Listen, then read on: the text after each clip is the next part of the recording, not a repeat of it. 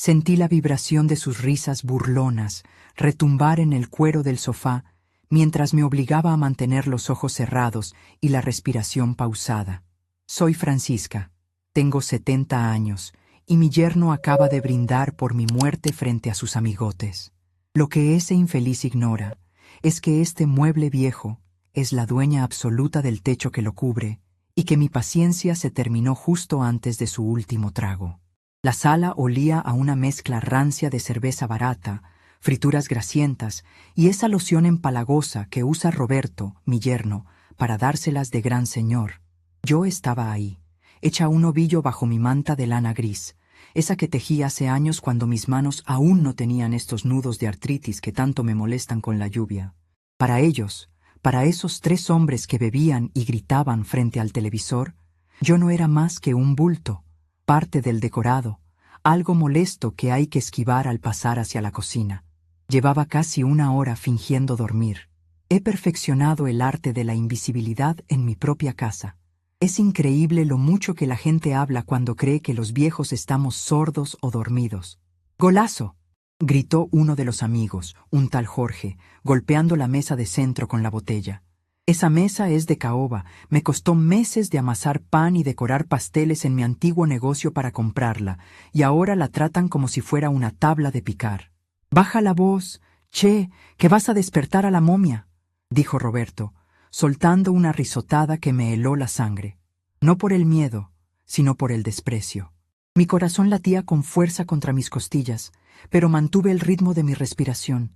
Inhalar despacio, exhalar con un leve silbido, como hacen los viejos que ya no tienen fuerzas.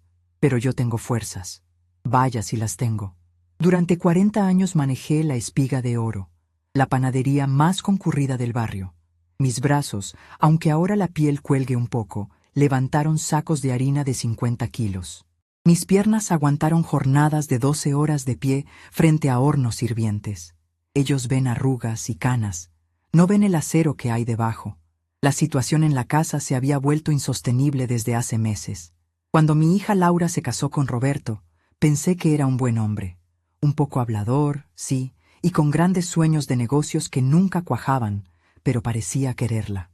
Cuando me pidieron mudarse conmigo, temporalmente, para ahorrar y comprar su propia casa, acepté. Soy madre, y las madres siempre abrimos la puerta. Pero el temporalmente se convirtió en 3 años, y el ahorro se convirtió en deudas que Roberto traía, y mi departamento, mi santuario, se convirtió en su club social. «Oye, Roberto», preguntó el tercer hombre, cuya voz no reconocía bien, «¿y qué onda con el departamento? ¿Es tuyo o de la suegra?» Aquí venía el momento de la verdad. Apreté los párpados con fuerza bajo la manta. «Nah, es de la vieja», respondió Roberto con la boca llena, probablemente de los cacahuates que yo había comprado. Pero como si fuera mío, la pobre ya chochea. Se le olvidan las cosas, deja el gas abierto. O eso le digo a Laura para que vaya pensando en internarla. Sentí una punzada en el estómago. ¿Inventaba que yo dejaba el gas abierto? ¿Por eso Laura me miraba con preocupación y lástima últimamente? Maldito mentiroso. Yo soy más lúcida que él y todos sus amigos juntos. Reviso las cuentas al centavo, leo el periódico de pe a pa y hago los crucigramas sin diccionario. ¿Internarla?, preguntó Jorge. Eso cuesta una lana, mano. No si vendemos esto, dijo Roberto, y pude escuchar cómo destapaba otra cerveza. El departamento vale una fortuna por la zona. Con eso pagamos un asilo barato por ahí lejos y nos quedamos con el resto para invertir en mi proyecto de los autos. Además, hizo una pausa dramática y bajó la voz, aunque lo escuché clarito. La doctora dijo que su corazón no anda muy bien. Cualquier susto y ¡pum! ¡Qué bárbaro eres! Se rieron los otros, nerviosos pero cómplices. Y entonces lo dijo, la frase que cambió todo. La frase que borró cualquier rastro de piedad que pudiera quedarme en el alma. Roberto alzó la voz, envalentonado por el alcohol y la estupidez. Esta vieja es una carga para nosotros. No veo la hora de que se vaya al hoyo de una vez. Nos haría un favor a todos. El silencio que siguió fue breve, roto enseguida por las risas de los hienas. Pero para mí, el tiempo se detuvo. Irse al hoyo. Quería que me muriera. No solo le estorbaba, sino que deseaba activamente mi final para quedarse con lo que yo construí con sudor y harina. Una lágrima caliente se escapó de mi ojo izquierdo y corrió hacia la almohada, pero no era de tristeza, era de rabia, una rabia pura, destilada, caliente como el interior de mis viejos hornos. Pensé en Laura, mi hija. Ella trabaja todo el día en una oficina, llega cansada y este parásito le llena la cabeza de mentiras sobre mi salud mental. Seguro le dice que soy una carga para ella también, que les impido avanzar. Me quedé inmóvil. Si me levantaba ahora, habría gritos. Roberto, borracho, podría ponerse agresivo.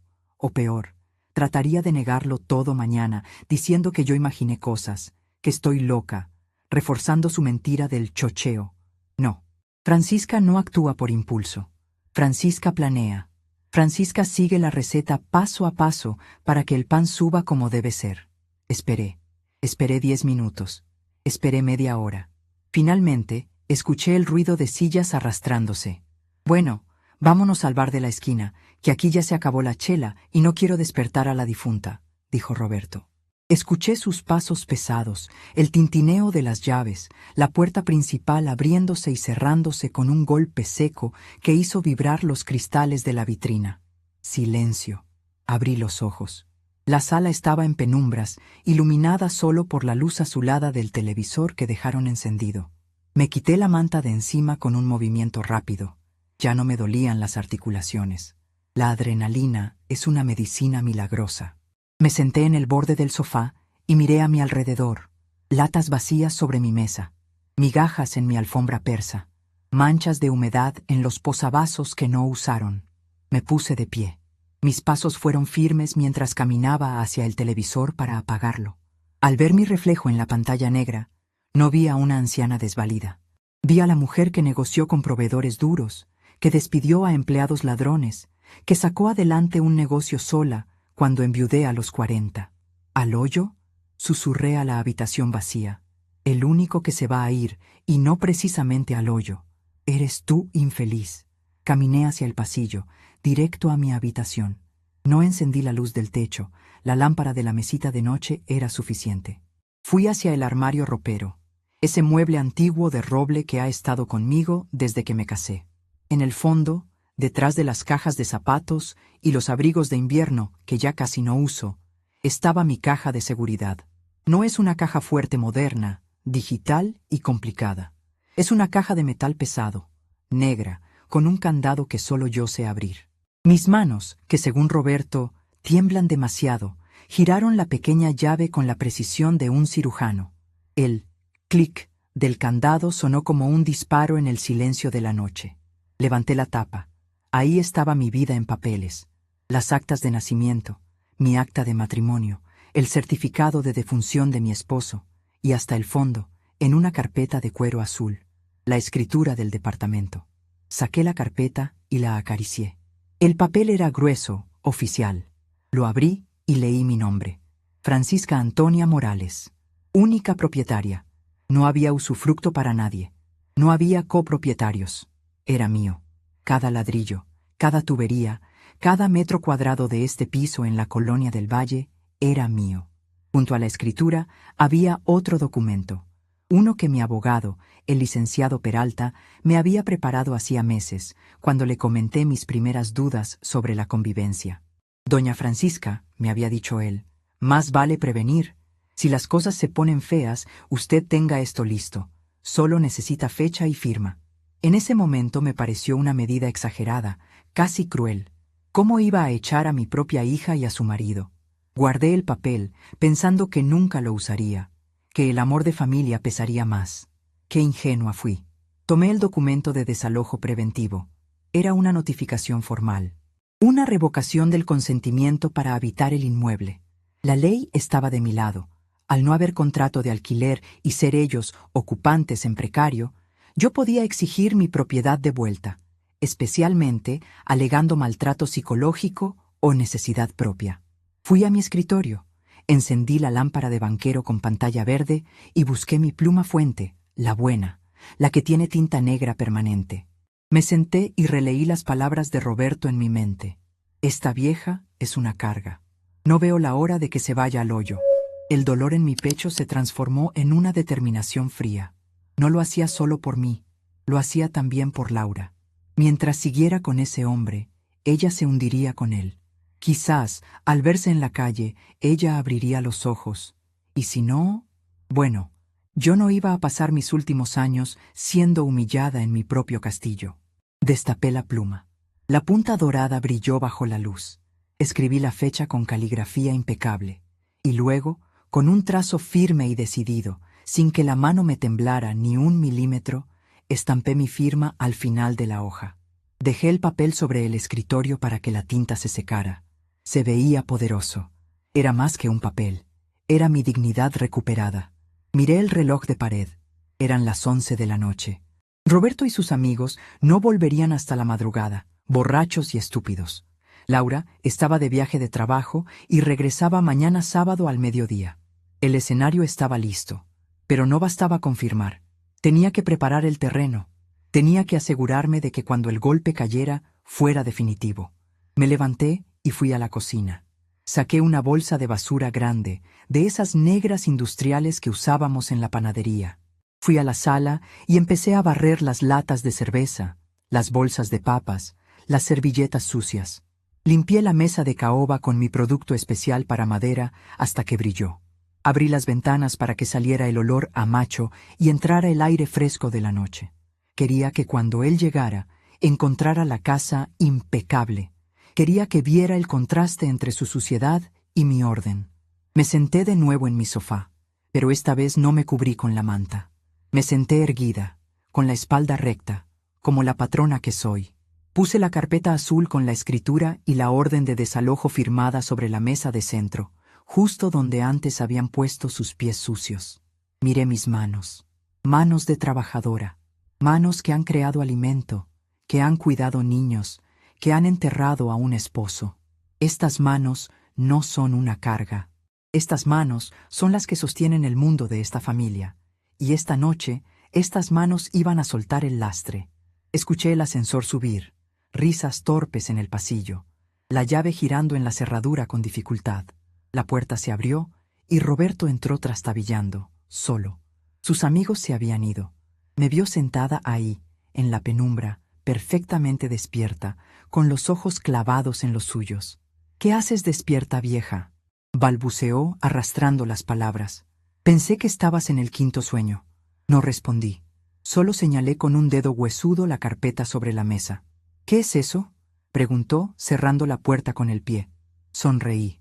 No fue una sonrisa dulce de abuela.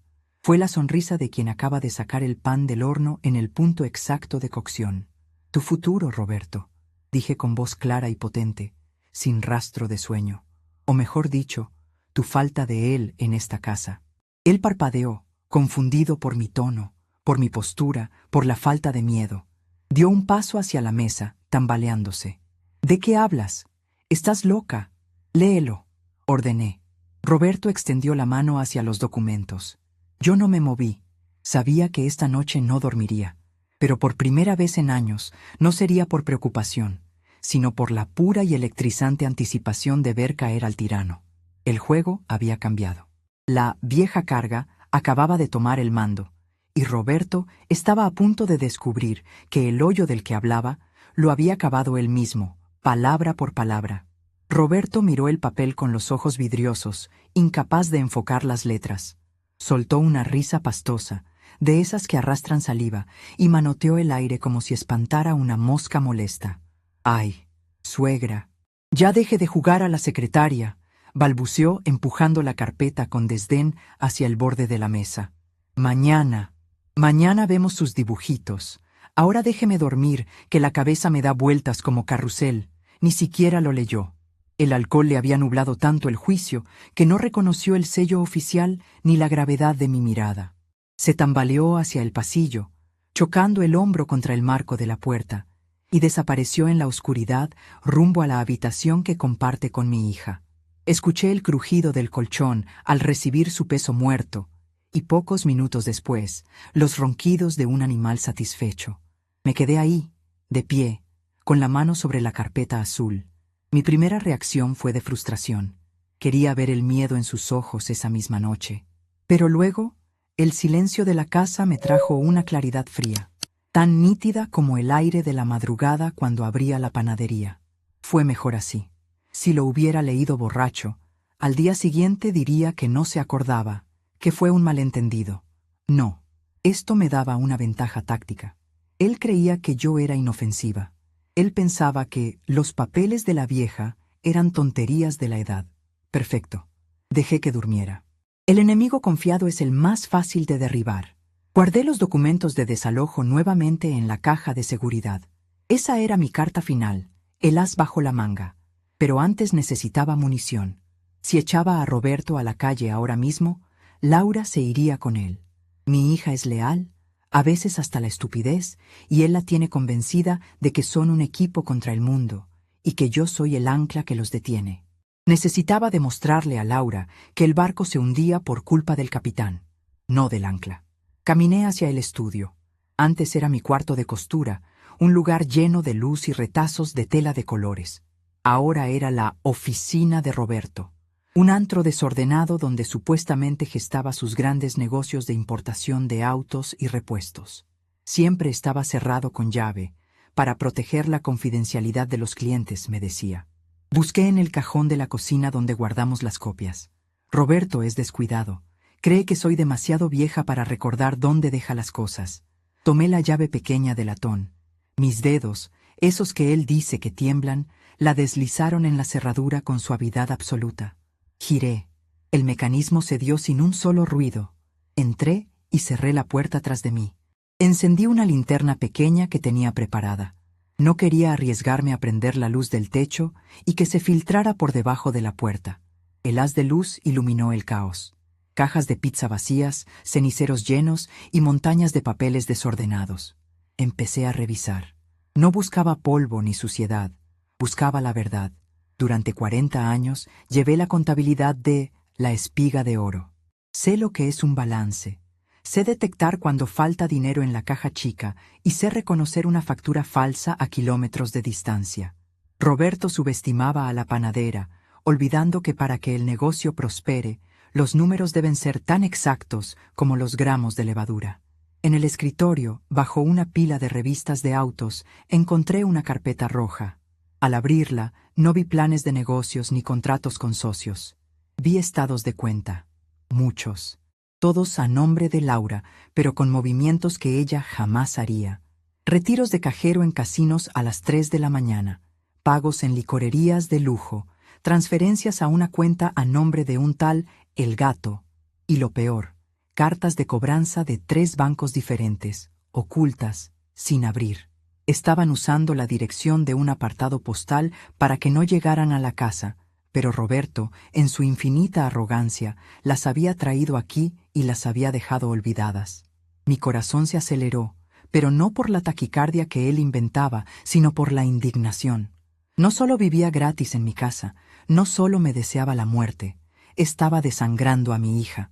Estaba arruinando su futuro, ese por el que yo trabajé doblándome la espalda frente al horno. Tomé mi celular, un modelo sencillo pero con una cámara decente que mi nieta me enseñó a usar antes de irse a estudiar fuera, y empecé a tomar fotos. Foto a los estados de cuenta, foto a las cartas de cobranza, foto a los tickets de apuestas deportivas arrugados en la papelera. Mientras fotografiaba una factura de un hotel en la playa con fecha de hace 2 semanas, cuando supuestamente él estaba en un viaje de negocios en el norte, me vi reflejada en el cristal de la ventana oscura. Ahí estaba Francisca. Pelo blanco, bata de dormir de franela, pantuflas gastadas. Una abuela cualquiera. La sociedad nos vuelve invisibles a las mujeres mayores. Nos tratan como si nuestro cerebro se encogiera al mismo ritmo que nuestra piel. Piensan que porque caminamos lento, pensamos lento. Que porque ya no trabajamos, ya no servimos. Roberto veía ese reflejo y veía un estorbo. Yo veía a una sobreviviente. Recordé el día que el sindicato de transportistas quiso extorsionarme para entregar la harina a tiempo. Eran 5 hombres enormes, gritando en mi oficina. Yo tenía 42 años y acababa de enterrar a mi marido. No grité, no lloré. Saqué mi libro de cuentas, les mostré que si paraban el camión, ellos perdían más que yo. Y les ofrecí café y pan dulce. Salieron de ahí dándome la mano y con el acuerdo firmado bajo mis condiciones. Esa mujer no se había ido, solo estaba descansando. Y Roberto acababa de despertarla a patadas. Guardé todo exactamente como estaba. La clave de una buena investigación es no dejar huellas. Salí del estudio, cerré con llave y devolví el duplicado a su lugar en la cocina. Regresé a mi habitación, pero no me acosté. Me senté en mi sillón de lectura y abrí mi libreta personal. Allí anoté todo lo que había visto. Fechas, montos, nombres. Hice la suma total. La cifra me dio escalofríos. Si no actuaba rápido, en 6 meses, Laura estaría en la bancarrota total, y mi departamento sería lo único que quedaría para embargar. Vieja carga, había dicho él. La ironía era tan amarga que casi podía saborearla. Yo era la única columna que sostenía este techo. Él era la termita. Y a las termitas no se les pide por favor que se vayan. Se les extermina. Miré mis manos sobre el papel. Ya no veía las manchas de la edad. Veía herramientas. Estas manos sabían cuándo la masa estaba lista solo con tocarla. Sabían cuándo el pan estaba hueco por dentro. Roberto era como un bolillo mal horneado, dorado y crujiente por fuera, pero lleno de aire y migajón crudo por dentro. El reloj marcó las 6 de la mañana. El sol empezaba a teñir de gris las cortinas. Escuché el cambio en la respiración de la casa. El refrigerador hizo su zumbido habitual. Los pájaros en el parque de enfrente empezaron a cantar. Era hora de empezar la segunda fase. Me levanté, me bañé con agua fría para avivar los sentidos y me vestí. No me puse la ropa de casa de siempre. Elegí una blusa de seda azul marino que guardaba para ocasiones especiales y mis pantalones de vestir negros. Me peiné el cabello recogiéndolo en un rodete impecable, sin un solo pelo fuera de lugar. Me puse un poco de labial rosa pálido y mis perlas. Fui a la cocina. Preparé café de grano, del fuerte, ese que huele a tierra y a despertar. Puse a tostar pan y saqué la mermelada de higo que yo misma preparo. El aroma a hogar, a seguridad, a casa de la abuela, inundó el departamento. Era un olor táctico. Quería que cuando Roberto despertara, se sintiera seguro. Quería que bajara la guardia aún más. A las 8, escuché sus pasos pesados. Entró a la cocina rascándose la barriga por debajo de la camiseta sucia, con los ojos hinchados y la piel cetrina de la resaca. «Buenos días, Roberto», dije. Mi voz sonó cantarina, amable. Él se detuvo en seco, sorprendido. Me miró de arriba abajo, extrañado por mi arreglo y mi tono. Seguramente esperaba una cara larga o un sermón silencioso. O tal vez, en su neblina mental, recordaba vagamente la confrontación de anoche y no sabía cómo encajaba esta escena doméstica con aquello. Buenos días, doña Francisca», gruñó, buscando la cafetera como un náufrago busca agua. «¿Y ese milagro que está tan arreglada? ¿Va a misa?» «No, hijo», respondí, sirviéndole una taza con mano firme. «Hoy tengo una reunión importante». «¿Reunión?», se burló, tomando un sorbo ruidoso. «¿Con quién? ¿Con el club de tejido?» Sonreí. Esa sonrisa que no llegaba a los ojos. Algo así. Cosas de viejas, ya sabes. Cuentas que ajustar, hilos que cortar.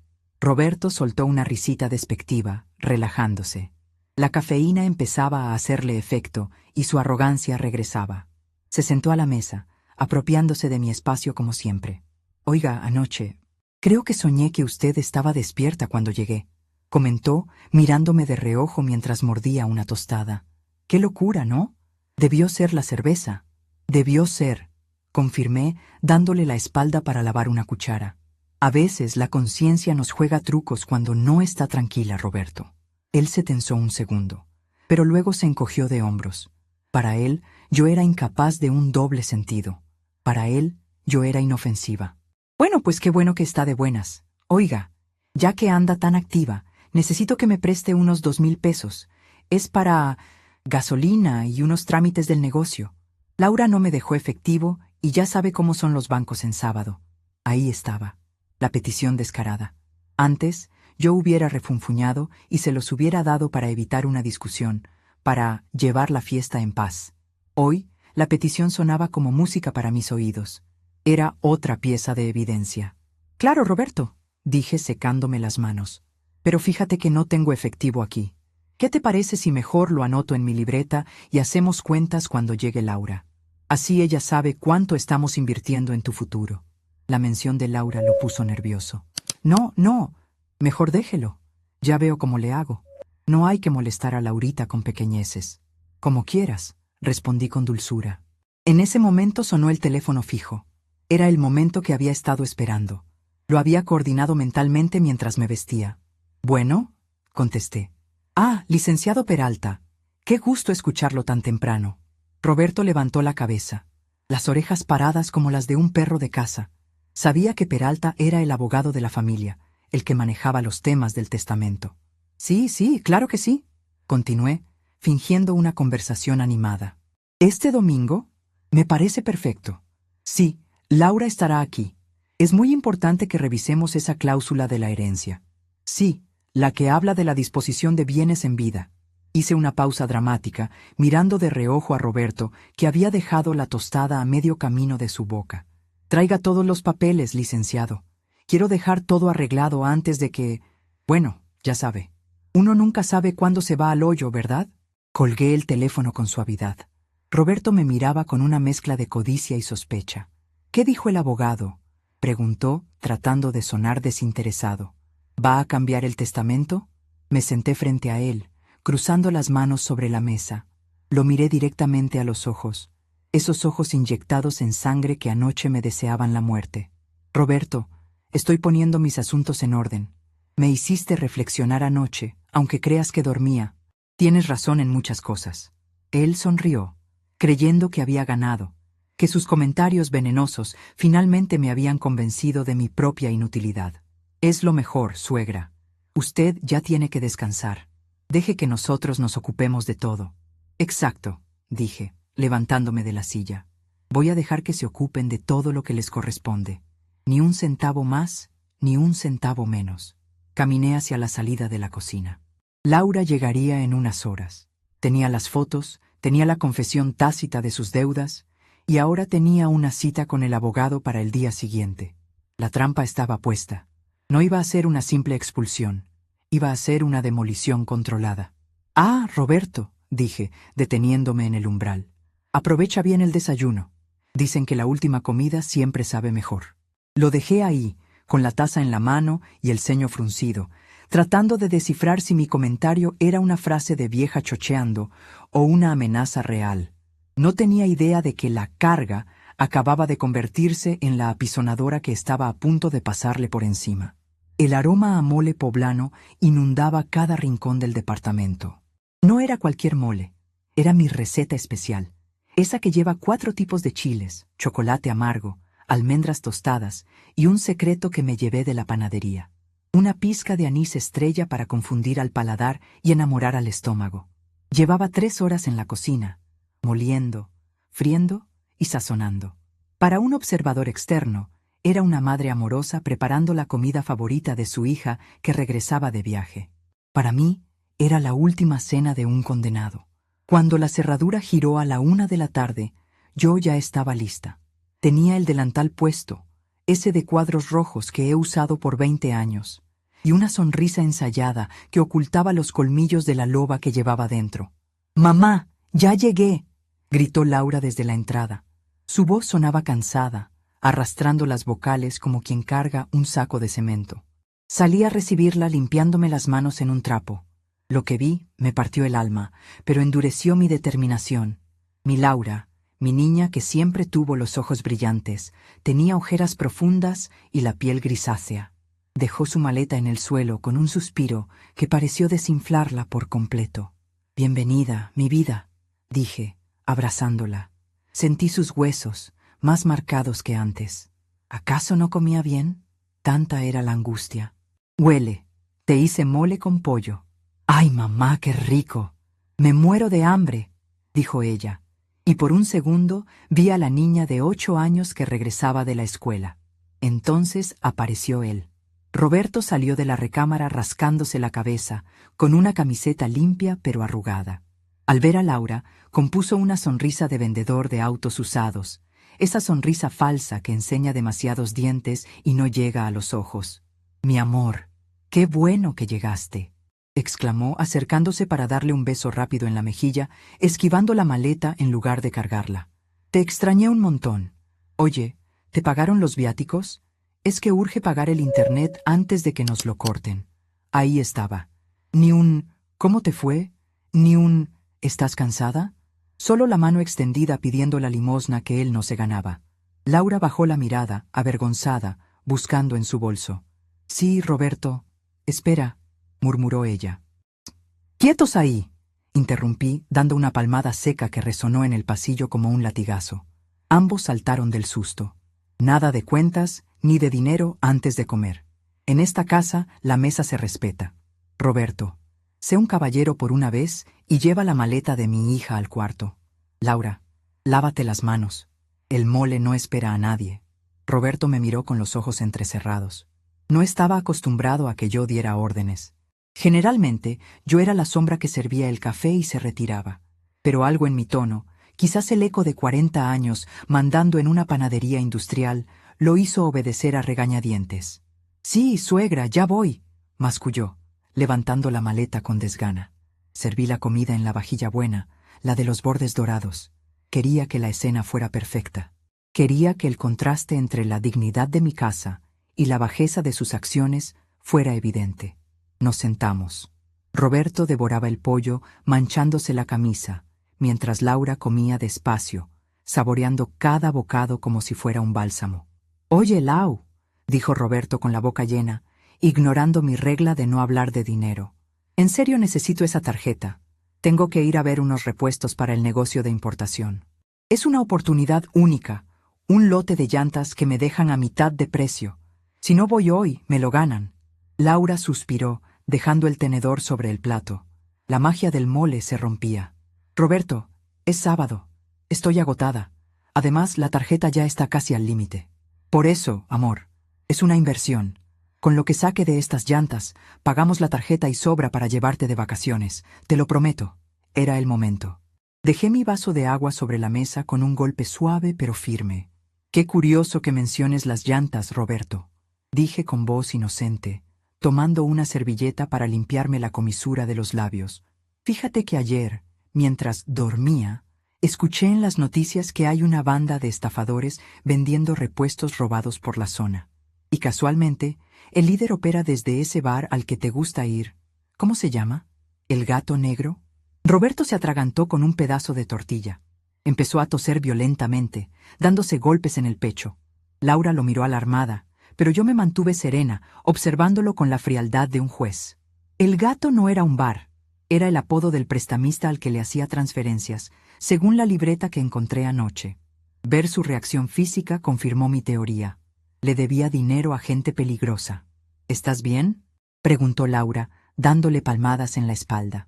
«Sí, sí, se me fue chueco», respondió él, rojo como un tomate, mirándome con una mezcla de miedo y odio. Sus ojos decían: «¿Qué tanto sabes, vieja bruja?». «Tengan cuidado», continué, ignorando su mirada y dirigiéndome a mi hija. «Uno nunca sabe en qué lío se mete la gente por querer dinero fácil. Por cierto, Laura, mañana viene el licenciado Peralta». Laura me miró sorprendida. «¿Peralta? ¿El abogado de papá? ¿Pasó algo?» «No, mi vida. Solo que a mis 70 años, uno tiene que ser realista. Estoy organizando el patrimonio. Quiero asegurarme de que el departamento y mis ahorros queden blindados». Roberto se recuperó milagrosamente de su tos. La palabra patrimonio actuó como un desfibrilador para su avaricia.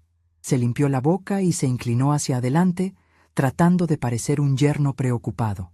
«Hace muy bien, suegra. Es muy responsable de su parte. Laura y yo podemos ayudarle a administrar eso.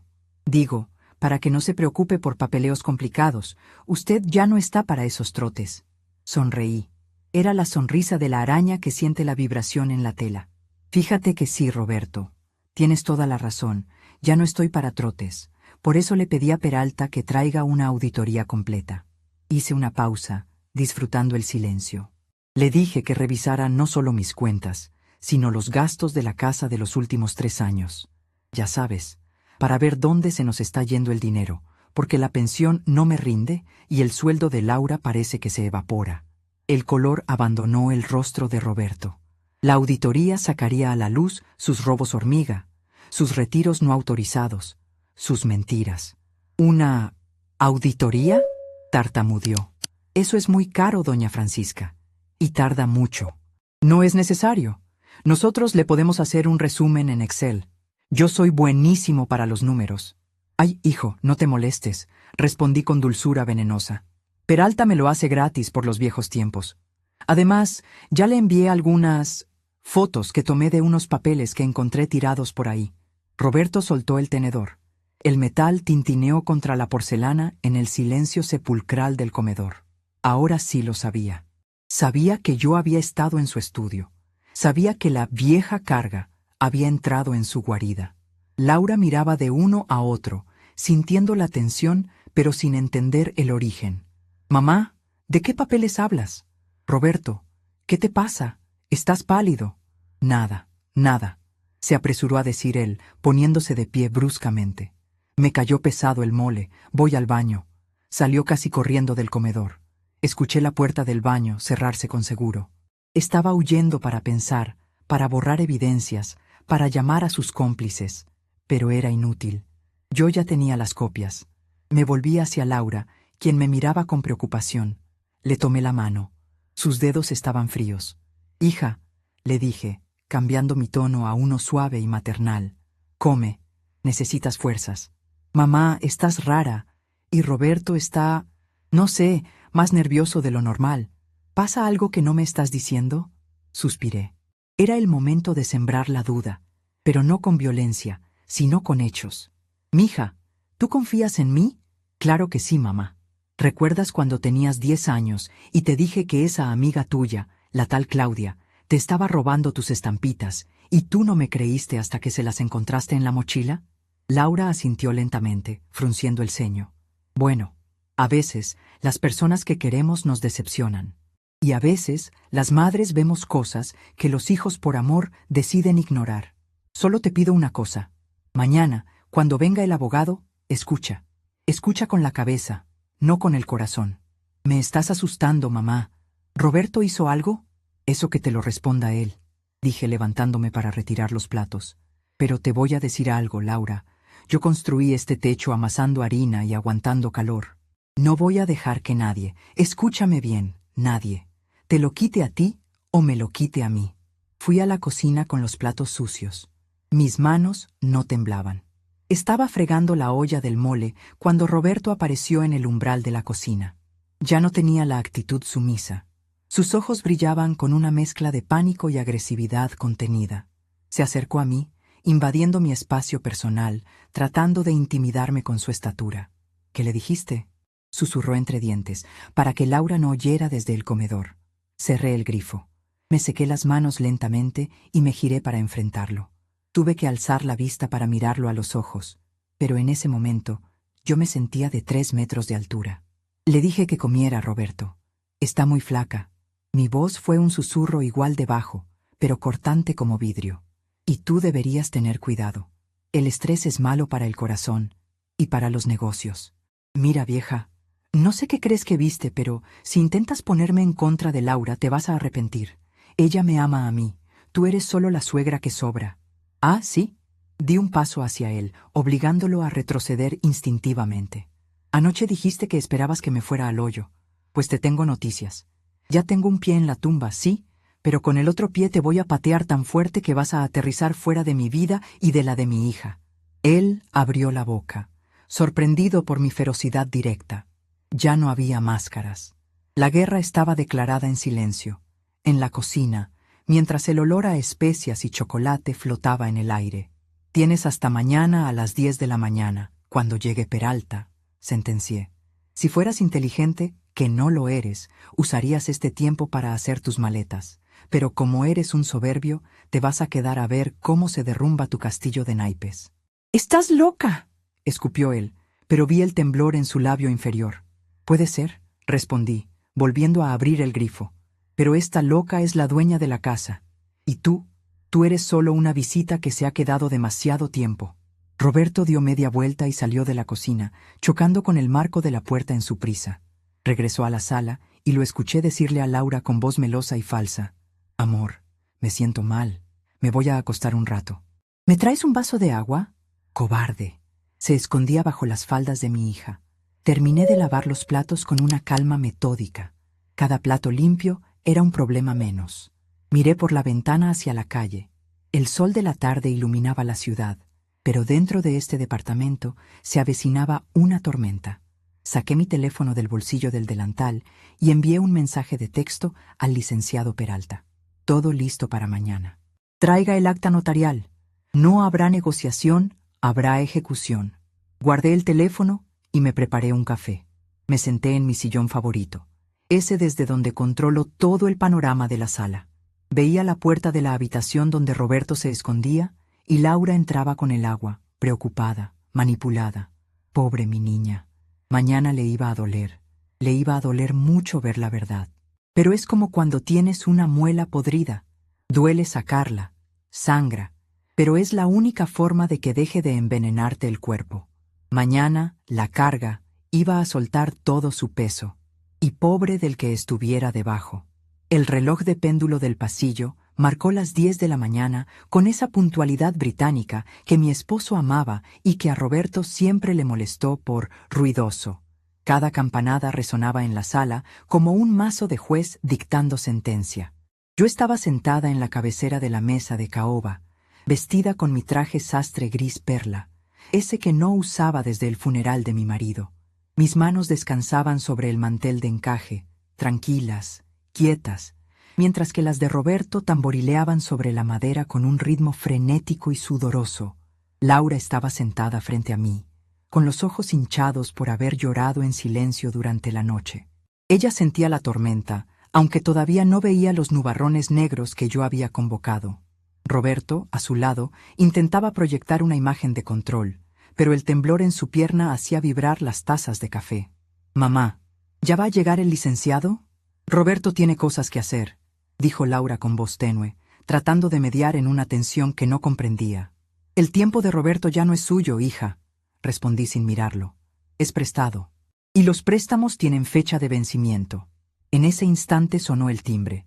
2 toques secos, profesionales. Me levanté despacio, ignorando el dolor habitual de mis rodillas. Caminé hacia la puerta con la barbilla en alto. Al abrir, allí estaba el licenciado Peralta, con su eterno maletín de cuero gastado y esa expresión severa que solo tienen los hombres que han visto demasiadas herencias destruir familias. «Buenos días, doña Francisca», saludó, quitándose el sombrero. «Traigo lo solicitado. Pase, licenciado. La audiencia lo espera». Al entrar a la sala, Roberto se puso de pie de un salto, con esa falsa cortesía que usa con la gente que cree importante. «Licenciado Peralta, qué gusto, qué gusto. Oiga, no era necesario que viniera en domingo. Mi suegra a veces se pone nerviosa con los papeles y exagera. Ya sabe cómo es la edad». Peralta ni siquiera le sonrió. Caminó hacia la mesa, puso su maletín sobre ella y sacó una pila de carpetas que hizo un ruido sordo al caer sobre la madera.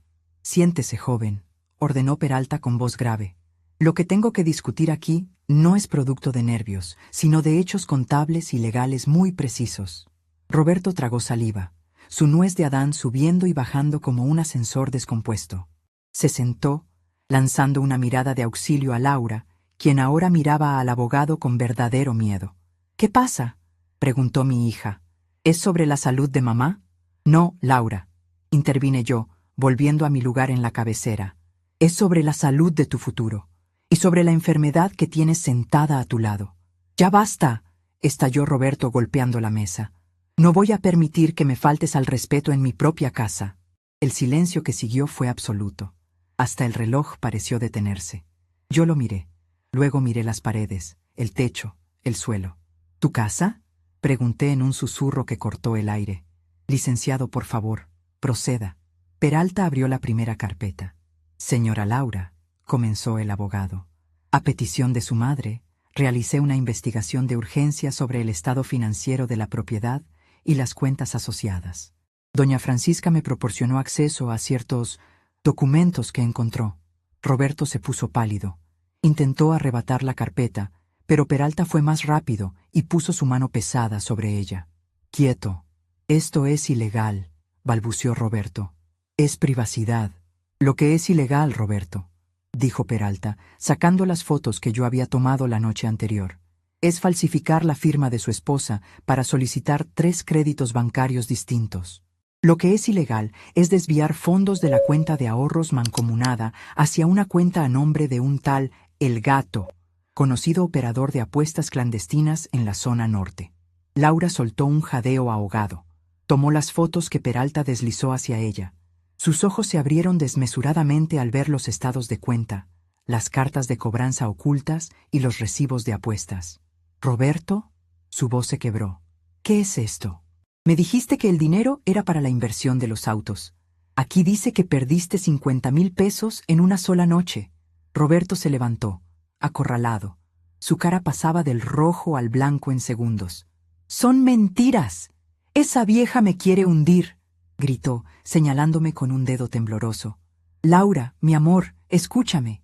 Son montajes. Ella está loca, te lo dije. Inventa cosas porque me tiene celos. Quiere que nos separemos para tenerte aquí de sirvienta». Yo no me moví, no grité. Solo metí la mano en mi propio folder y saqué el documento que había firmado la noche anterior, aquel que sellaba su destino. «Roberto», dije con calma, «anoche, mientras bebías con tus amigos y te burlabas de mí, dijiste muy claro, esta vieja es una carga. No veo la hora de que se vaya al hoyo».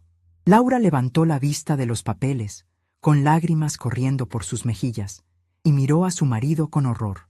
«¿Dijiste eso?», susurró ella. «¿Dijiste que querías que mi mamá se muriera?». «Estaba borracho», se defendió él, cometiendo el error de admitirlo. «Fue una broma entre hombres. Laura, por favor, estamos estresados. La casa es chica. Ella siempre está ahí mirando, juzgando». «Sí, estoy mirando», interrumpí, mi voz ganando fuerza, llenando la habitación como el calor de un horno industrial. «Estoy mirando cómo le robas a mi hija. Estoy mirando cómo la manipulas. Estoy mirando cómo esperas mi muerte como un buitre espera a que el animal caiga para comerse las sobras. Pero te tengo una noticia, muchacho. Este animal todavía tiene garras». Deslicé la orden de desalojo sobre la mesa hasta que quedó frente a él. «Esto es una orden de desalojo inmediata por causa justificada, violencia psicológica, abuso de confianza y actividades ilícitas en el domicilio», explicó Peralta. «La propiedad es 100% de la señora Francisca Morales. Usted no tiene contrato, no tiene derechos y a partir de este momento no tiene techo aquí». Roberto miró el papel como si fuera una serpiente venenosa. Luego soltó una risa nerviosa, incrédula. «No pueden hacerme esto». «Soy su esposo», dijo mirando a Laura. «Lau, diles algo. No me puedes echar a la calle. ¿A dónde voy a ir?». Laura estaba temblando. Miraba las fotos de las deudas, luego miraba a su marido y finalmente me miró a mí. En mis ojos vio la verdad que había intentado ignorar por años. Vio la fuerza que ella creía haber perdido. «Roberto», dijo Laura, su voz apenas un hilo, «¿te gastaste los ahorros para el bebé?». La pregunta cayó como una bomba. Yo no sabía lo del bebé. Mi corazón dio un vuelco.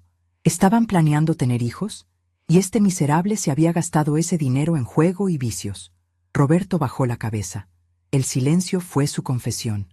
«Lárgate». El grito de Laura fue desgarrador, saliendo desde lo más profundo de sus entrañas. «Lárgate de aquí ahora mismo». Roberto intentó acercarse a ella, ponerle una mano en el hombro. «Nena, podemos arreglarlo. Es una mala racha». «No me toques», chilló ella, retrocediendo. «Le deseaste la muerte a mi mamá. Me robaste. Eres un monstruo». Al ver que Laura ya no era su aliada, la máscara de Roberto se cayó por completo. Su rostro se contorsionó en una mueca de odio puro. Se giró hacia mí con los puños apretados.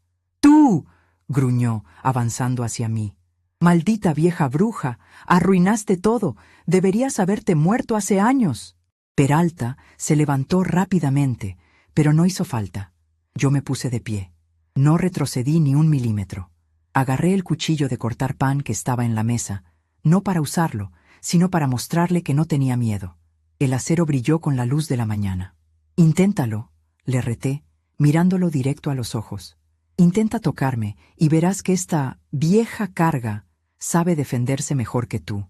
He lidiado con ratas más grandes en mi panadería. Roberto se detuvo. Miró el cuchillo. Miró al abogado que ya estaba marcando un número en su celular y miró la determinación absoluta en mi rostro. Se dio cuenta de que había perdido. Se dio cuenta de que la anciana que ignoraba en el sofá era en realidad la dueña del tablero de ajedrez. «Me las van a pagar», escupió, retrocediendo hacia el pasillo. «Las dos. Se van a morir de hambre sin mí. ¿Quién las va a cuidar? ¿Quién va a ver por ustedes?» «Nosotras mismas», respondió Laura, poniéndose a mi lado y tomándome del brazo.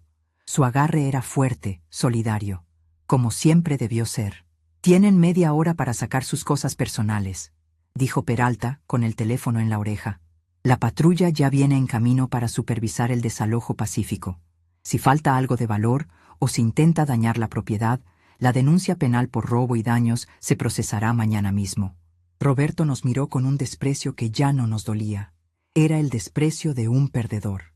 Dio media vuelta y corrió hacia la habitación. Escuchamos el ruido de cajones abriéndose y cerrándose con violencia, el sonido de ropa siendo embutida en maletas. Laura se derrumbó en la silla, ocultando su rostro entre las manos. Me acerqué a ella y la abracé, dejando que llorara sobre mi hombro. Acaricié su cabello como cuando era niña y se caía de la bicicleta. «Ya pasó, mi vida, ya pasó», le susurré. «Fui una estúpida, mamá. No lo vi. No quise verlo. No fuiste estúpida, fuiste noble. Y él se aprovechó de eso. Pero la nobleza no se pierde, el dinero sí. Y el dinero va y viene, hija. La dignidad es lo que cuenta». 20 minutos después, Roberto salió arrastrando 2 maletas grandes y una bolsa de basura con sus zapatos. Pasó por nuestro lado sin mirarnos. Al llegar a la puerta, se detuvo y miró el departamento una última vez. «Se van a arrepentir», murmuró. «Lo único de lo que me arrepiento, Roberto», dije yo, con voz clara y potente, «es de no haberte echado la primera vez que me faltaste al respeto. Ahora, cierra la puerta por fuera y deja las llaves en la mesa». Tiró las llaves al suelo con rabia. El sonido metálico contra el parqué fue el punto final de su historia en esta casa. Salió y azotó la puerta. El silencio que inundó el departamento fue distinto al de la noche anterior. No era un silencio de miedo o de espera. Era un silencio limpio. Un silencio que olía a oportunidad. El licenciado Peralta colgó el teléfono y suspiró, guardando sus documentos. «La patrulla estará afuera por si regresa, pero dudo que lo haga». Hombres como él son cobardes por naturaleza. Solo atacan cuando sienten que tienen ventaja. Al verse descubiertos, huyen. «Gracias, licenciado», dije, dándole la mano. «No sabe cuánto le agradezco». «No tiene nada que agradecer, doña Francisca. Usted hizo todo el trabajo, yo solo traje el papel. Por cierto», me miró con una media sonrisa, «esa jugada de fingir que dormía, brillante. Mi madre habría hecho lo mismo». Acompañé a Peralta a la puerta. Cuando regresé a la sala, Laura estaba recogiendo las llaves del suelo. Se levantó y me miró. Sus ojos estaban rojos, pero ya no había velos en su mirada. Me veía a mí, realmente a mí. No a la anciana que necesita ayuda, sino a la mujer que acababa de salvarla de un naufragio. «Mamá, perdón. Perdón por dejar que te tratara así. Perdón por decirte que eras anticuada, por no escucharte. No hay nada que perdonar, hija. Las lecciones de la vida a veces entran con dolor. Lo importante es que ahora estamos solas, pero enteras». «¿Y ahora qué?», preguntó ella, mirando alrededor, como si la casa fuera un lugar nuevo y desconocido. «Me dejó con deudas, mamá. Estoy en ceros». Caminé hacia la ventana y abrí las cortinas de par en par. La luz del mediodía entró a raudales, iluminando las partículas de polvo que bailaban en el aire, doradas y libres. «¿Ahora?», me giré hacia ella con una sonrisa genuina.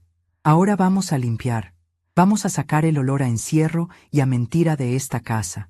Y sobre el dinero, no te preocupes».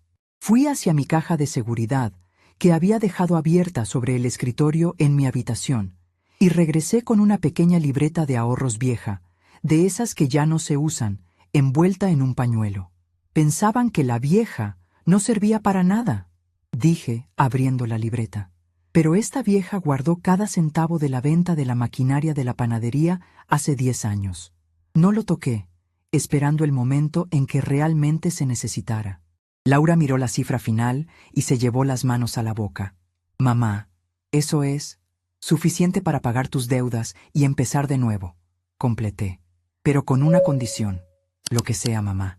Que nunca más, bajo ninguna circunstancia, permitas que alguien te haga sentir pequeña para que él se sienta grande.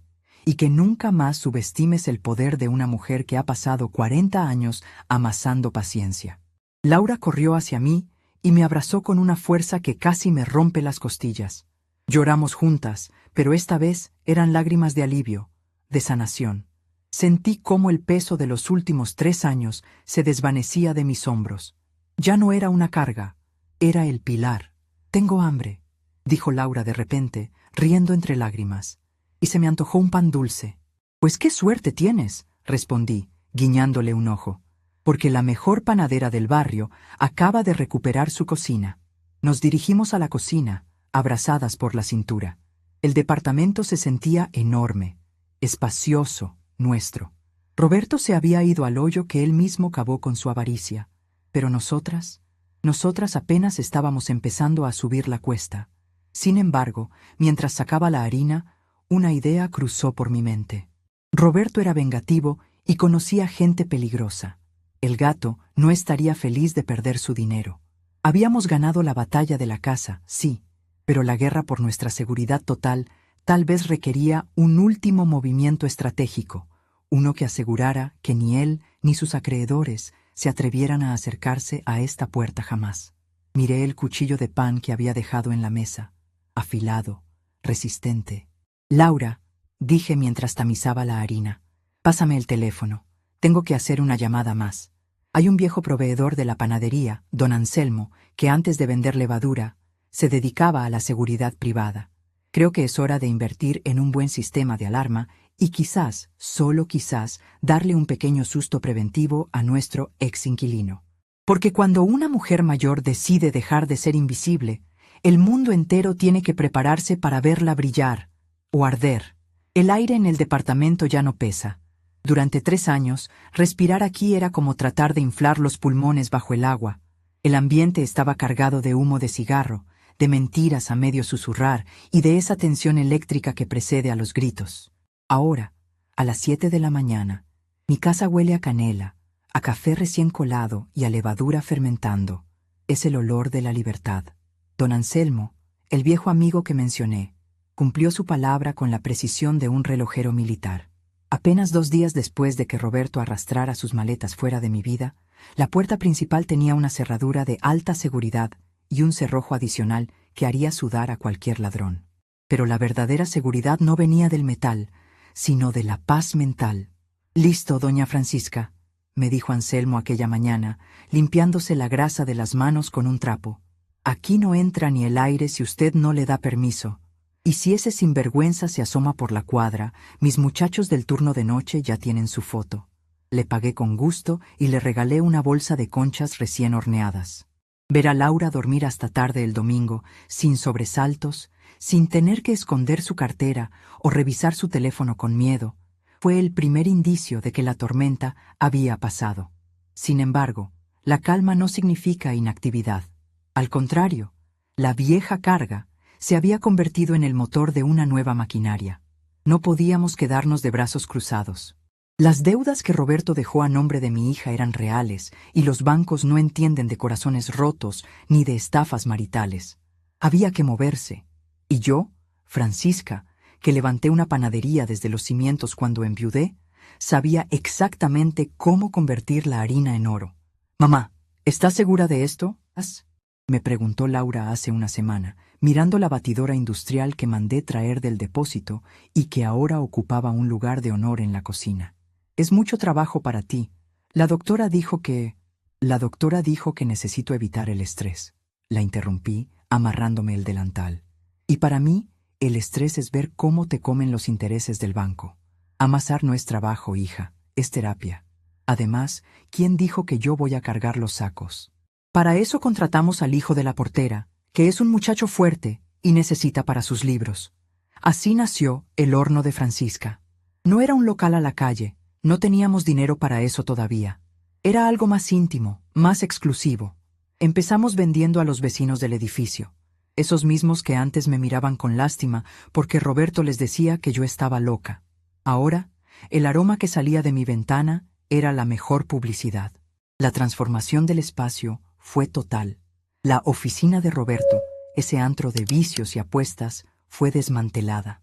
Quemamos las revistas de autos, pintamos las paredes de un color crema luminoso y convertimos el cuarto en una despensa organizada. Donde antes había tickets de apuestas arrugados, ahora había frascos de mermelada casera, costales de harina de trigo y cajas de huevo. Cada vez que entro ahí y veo el orden, siento una satisfacción profunda.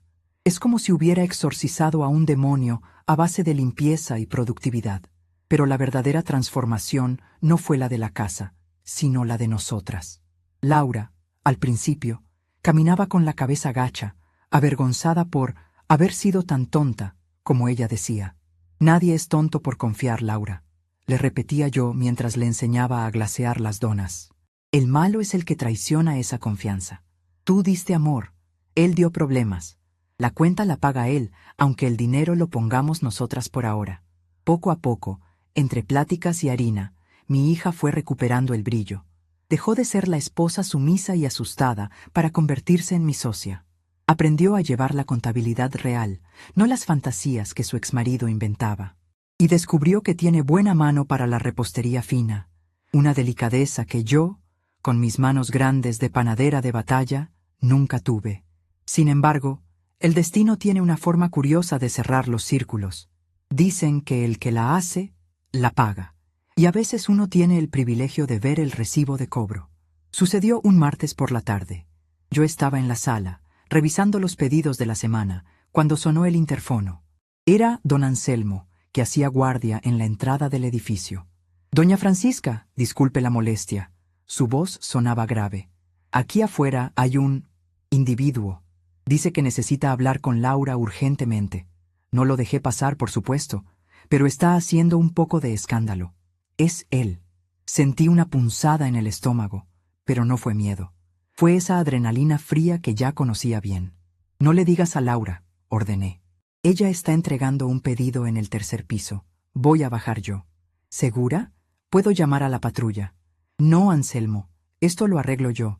Necesito que me vea». Bajé en el ascensor alisándome la falda. No me puse nada especial. Llevaba mi ropa de trabajo, con un poco de harina en el hombro. Esa era mi armadura. Al salir al lobby, lo vi a través de las puertas de cristal. Roberto. Apenas habían pasado 2 meses, pero parecía que le habían caído 10 años encima. Estaba flaco, con la barba crecida y la ropa sucia. Ese hombre que se jactaba de sus trajes y sus lociones caras, ahora parecía un vagabundo. Estaba discutiendo con Anselmo, manoteando con desesperación. Abrí la puerta de cristal y salí a la calle. El sol de la tarde me dio en la cara. «¡Suegra!», exclamó al verme, intentando componer una sonrisa que resultó ser una mueca grotesca. «Doña Francisca, dígale a este gorila que me deje pasar. Necesito ver a mi esposa. Es cuestión de vida o muerte». Me detuve a 2 metros de él. Anselmo se colocó discretamente detrás de mí, cruzado de brazos, una montaña de músculo y lealtad. «Tú no tienes esposa aquí, Roberto», dije con voz tranquila. «Tienes una exmujer a la que dejaste endeudada y una suegra a la que deseaste la muerte. Mire, ya sé que la regué», habló rápido, mirando hacia los lados como si alguien lo persiguiera. «Pero esto es serio. Esa gente, la gente del gato, me están buscando. Me quitaron el coche, me quitaron todo. Necesito esconderme unos días, solo unos días. Ustedes tienen espacio. Por los viejos tiempos, Francisca, por piedad». Lo miré y sentí una pena inmensa. No por él, sino por el desperdicio de vida humana. «¿Piedad?», pregunté. «¿La misma piedad que tuviste cuando brindabas por mi funeral con tus amigos? ¿La misma piedad que tuviste cuando te gastaste los ahorros del bebé de Laura en apuestas?» Él se estremeció ante la mención del bebé. Quizás, en el fondo de su negrura, eso todavía le dolía. O quizás solo le dolía saber que yo lo sabía todo. «No tengo a dónde ir», susurró, cayendo de rodillas en la banqueta. Empezó a llorar, pero eran lágrimas de cobarde, lágrimas de quien lamenta las consecuencias, no los actos. Me van a matar, Francisca. Dicen que si no pago me van a romper las piernas. Entonces, te sugiero que empieces a correr o a trabajar, Roberto, porque aquí no hay refugio para ti. «Es usted una bruja», gritó, cambiando la súplica por el insulto en un segundo, mostrando su verdadera cara. «Maldita vieja rencorosa, ojalá se muera». «Ya me deseaste eso una vez», respondí, dándome la vuelta. Y mira cómo terminaron las cosas. Yo estoy de pie, en mi casa, trabajando, y tú estás en la calle, arrodillado. Parece que Dios no escucha las plegarias de los malagradecidos. Le hice una seña a Anselmo. Si no se va en un minuto, llame a la policía. Y si vuelve a acercarse, ya sabe qué hacer. Entré al edificio sin mirar atrás. Escuché sus gritos ahogados, sus insultos que se iban perdiendo conforme se cerraban las puertas de cristal. Al subir al departamento, me temblaban un poco las manos, lo admito. No soy de piedra, pero al entrar y oler el pan de elote que estaba en el horno, el temblor desapareció. Laura estaba en la cocina, sacando una charola. Me miró y supo que algo había pasado. «¿Quién era, mamá?». La miré a los ojos. Ya no había secretos entre nosotras. «Era tu pasado, hija». Vino a tocar la puerta, pero se topó con que cambiamos la cerradura. Laura suspiró y asintió. No preguntó más.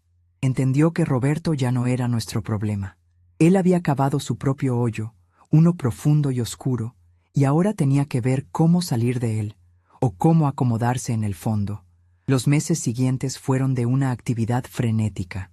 La deuda del banco, que parecía una montaña imposible de escalar, empezó a bajar. Con la pensión, las ventas del pan y el sueldo de Laura, que ahora administrábamos con lupa, logramos renegociar con el banco.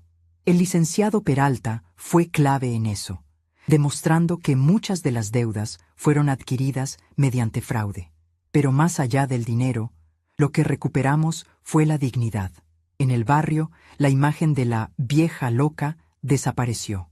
Ahora, cuando salgo al mercado, la gente me saluda con respeto. «Buenos días, doña Francisca». «¿Cuándo hace empanadas de calabaza, doña Francisca?» He vuelto a ser una figura central en mi comunidad. Incluso me invitaron a dar un taller de panadería en el centro comunitario los sábados por la mañana. Acepté, por supuesto. Me veo ahí, rodeada de mujeres jóvenes y no tan jóvenes, enseñándoles a sentir la masa. Les enseño que la harina y el agua son como la vida. Si las aprietas demasiado se ponen duras, si las dejas muy aguadas se te escurren entre los dedos. Hay que tener firmeza y suavidad al mismo tiempo. «Miren», les digo, levantando la masa elástica. No importa cuántas veces la golpeen. Si la masa es buena, si tiene buena levadura, siempre vuelve a subir. Nosotras somos igual. Nos golpean, nos aplastan, nos meten al horno. Y salimos más fuertes, más grandes y con mejor sabor. A veces veo a Laura entre las alumnas, mirándome con orgullo. Ya no soy la carga, soy la maestra. Una noche, después de cerrar las cuentas del mes y comprobar con alegría que por fin estábamos en números negros, me senté en mi sillón favorito, ese mismo sofá donde fingí dormir aquella noche fatídica. Acaricié el cuero gastado. Pensé en la palabra vieja. Roberto la usaba como un insulto, como sinónimo de inservible, de estorbo. Qué equivocado estaba. La vejez no es una resta, es una suma. Soy todo lo que fui a los 20, a los 40 y a los 60, más lo que soy ahora. Tengo la fuerza de mi juventud acumulada en la experiencia de mis años. Mis manos, con sus manchas y sus nudos de artritis, no son feas, son mapas.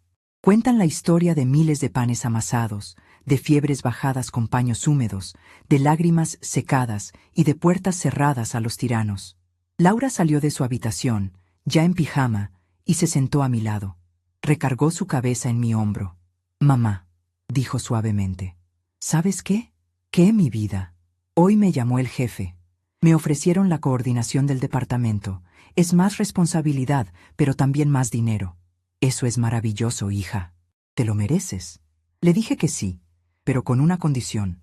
Les dije que no voy a hacer horas extras los fines de semana, que los sábados son sagrados porque ayudo a mi madre en el negocio. Sonreí y le besé la frente. «Hiciste bien. El trabajo es importante, pero la familia, la familia que se cuida mutuamente, eso es lo único que realmente tenemos. Gracias, mamá, por salvarme, por salvar la casa, por ser tú. Yo no te salvé, Laura. Solo te desperté. Tú hiciste el resto. Nos quedamos en silencio, mirando la ciudad iluminada a través de la ventana. Allá afuera, en algún lugar de la noche fría, Roberto y sus mentiras seguían huyendo. Aquí adentro había calor. Me levanté y fui hacia la vitrina. Saqué el álbum de fotos familiar. Hacía años que no lo abría. Roberto siempre se burlaba de él, decía que era cosa de viejos nostálgicos. Lo abrí en la mesa de centro. Había fotos de mi esposo, de Laura cuando era bebé, de la inauguración de La Espiga de Oro original, y había espacios en blanco, páginas vacías esperando ser llenadas. Mañana, le dije a Laura, vamos a comprarnos ropa nueva y nos vamos a tomar una foto de nosotras dos, las dueñas de esta casa, las dueñas de nuestro destino. Quiero ponerla aquí, en la primera página del nuevo capítulo. Me parece perfecto, sonrió ella. Miré mis manos una vez más. Ya no temblaban ni por el frío ni por la rabia. Estaban quietas, firmes, listas para lo que viniera. Había sacado la basura de mi vida, había limpiado la casa y había encendido el horno. Dicen que a los 70 años la vida se empieza a apagar. Yo digo que es mentira. A los 70 años, si tienes el coraje suficiente, la vida se destila, se le quita lo que sobra, lo amargo, lo falso, y te quedas con la esencia pura. Roberto quería que me fuera al hoyo. Pobre diablo. No sabía que las semillas también se meten en un hoyo, en la oscuridad de la tierra, pero no para morir. Se meten ahí para echar raíces, para romper el suelo y buscar el sol con más fuerza que nunca. Yo soy Francisca. Soy panadera. Soy madre. Soy dueña de mi casa. Y acabo de empezar a florecer de nuevo. Apagué la luz de la sala, no para esconderme, sino porque mañana hay que levantarse temprano. La masa madre necesita atención. Y el futuro, ese que decían que ya no tenía, huele a pan recién horneado y sabe a victoria.